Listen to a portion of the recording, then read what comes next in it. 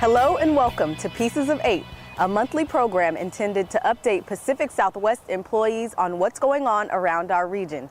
Here we'll showcase stories about the region and the people behind the stories. I'm your host, Kanisha Allen. Kicking off our first episode, here's Regional Director Ren Lohefner with a few words about Pieces of 8. As Regional Director for the Pacific Southwest region, I can't tell you how excited I am to do this first edition of our News Online magazine. What is it? Well, we're calling it the Pieces of 8. Well, Region 8, Pieces of 8, you get it. But if you have a better name, we'd like to hear that too. But what it is it's you out there telling us what you're doing so we can first communicate internally in the service, but I have every expectation that this information is going to be so great and the method of delivering it is going to be so great that very soon we're going to make it external so that everybody can see what great things you guys are doing. You know, innovation, technology is moving so quickly. It's unbelievable to me. True story. My grandmother grew up, she was grazing cattle on the high range as a very young girl and was trading milk from those cattle with migrating Indians. But she lived through TV to see men put on the moon. Well, things are moving just as quickly now. And I think we have a bigger challenge than we've ever had in making our information relevant to people. I congratulate you. I congratulate the folks here in the region that are coming up with all these new and innovative ways of technology to get our information out. If people see what we're doing, they're going to be excited about us and about what we're doing, and that works well for us. It's great, and it's great for the resources we protect.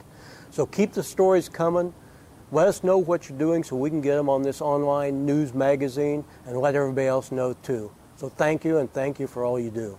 Thanks, Ren. And now, Michael Woodbridge gives us a scoop on this year's Recovery Champion Award winners. Many individuals and institutions from across the nation work for or partner with the U.S. Fish and Wildlife Service on threatened and endangered species issues.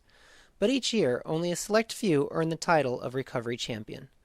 Dave Imper of the Arcata Fish and Wildlife Office in Arcata, California, as well as Patrick Larkin and the Rancho Santa Ana Botanic Garden in Claremont, California, are among the 2011 winners of the National Endangered Species Recovery Champion Awards, an honor to service employees and partners for efforts to conserve and protect endangered species. Dave Imper has worked for decades to restore and conserve habitat in the region, particularly for the western lily. In fact, after joining the service in 2001, he developed a large and successful botany program for the Arcata Fish and Wildlife Office. Before Dave joined our office, we had no botany program. Nobody was really doing much of anything with plants. And I feel like the service is very fortunate to have had Dave working for us for the past decade or so, and we'd be really hard-pressed to find somebody else as passionate and as dedicated toward plant conservation and recovery as Dave. Down south, the Rancho Santa Ana Botanic Garden and Patrick Larkin are responsible for conserving over 100 federally listed plants, ranging from hidden lake blue curls to Cushenberry buckwheat, housing many of these and other listed species in a seed bank for future conservation use. With such a high number of listed species in California and Nevada, it's good to know we have true champions working on their behalf. Thanks, Michael. And now, 2011 was a good year for water in California. It was also a good year for waterfowl hunting. Pam Beers has the story. Water proved to be a big factor in the success of the 2011-12 hunting season. Refuges including Stillwater, Modoc, Stone Lakes, and Sacramento had increased numbers of birds due to more rainfall, which brought more birds and hunters. Stillwater experienced one of the best water years on record, which created excellent early and mid-season habitat, bringing in more than 300 hunters. Over in California's Central Valley, Stone Lakes and Sacramento National Wildlife Refuges had excellent hunt seasons as well, with Stone Lakes receiving over 4,000 hunting applications, that number up 26% from the previous season. Heading northeast, record holder Modoc National Wildlife Refuge upheld its 31 years in running title of having the highest bird-to-hunter ratio, and this season was no different, bringing in the average of 2.39 birds for every hunter. Waterfowl hunting is available on 27 of the region's 50 refuges, ranging from Oregon's Klamath Basin, Nevada, and all of California. Thanks, Pam. The newest member of our external affairs team, Cynthia Sandoval, is going to take us behind the scenes of the Lahontan National Fish Hatchery.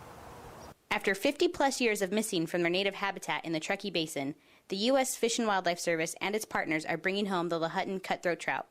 Lisa Hickey, Lahontan National Fish Complex Manager, has spent the last 20 years working to reintroduce this threatened trout. I've been spending much of that time embarking on finding a population of Lahontan cutthroat trout that would be an excellent source for reintroduction into Pyramid, Walker, and Lake Tahoe. The Lahontan cutthroat trout, once found in the Truckee Basin, grew to 40 and 50 pounds. However, by the late 1930s, the lake giant's original California population was decimated due to timber harvest and a growing demand for water. 40 years later, a population was found in Pilot Peak, Utah that would serve as a forerunner for successful reintroduction. So we've spent much of that time within the complex building a broodstock of this unique population. Since '95, we've been working on it, and every year we constantly refine our methods. Today, the Lahontan National Fish Hatchery houses over 3,000 parent fish. The genes of each female fish are compared to possible male suitors to avoid mating with genetically similar fish. The process is simple. Male's milt is collected and then mixed with each matched female's eggs. Then they're both placed into Ziploc bags and washed with water to remove the remaining milt and any dead eggs. With continued efforts between the service and its partners, combined with the genetic matching system, the wild stock lineage of the Lahontan cutthroat trout will continue to grow in its native Truckee Basin. What a great story. Thanks, Cindy. If you'd like your story featured in Pieces of 8, be sure to contact the Regional Office External Affairs. You can also find out more about these stories on Field Notes and follow us on Facebook. Thanks for watching. Bye-bye.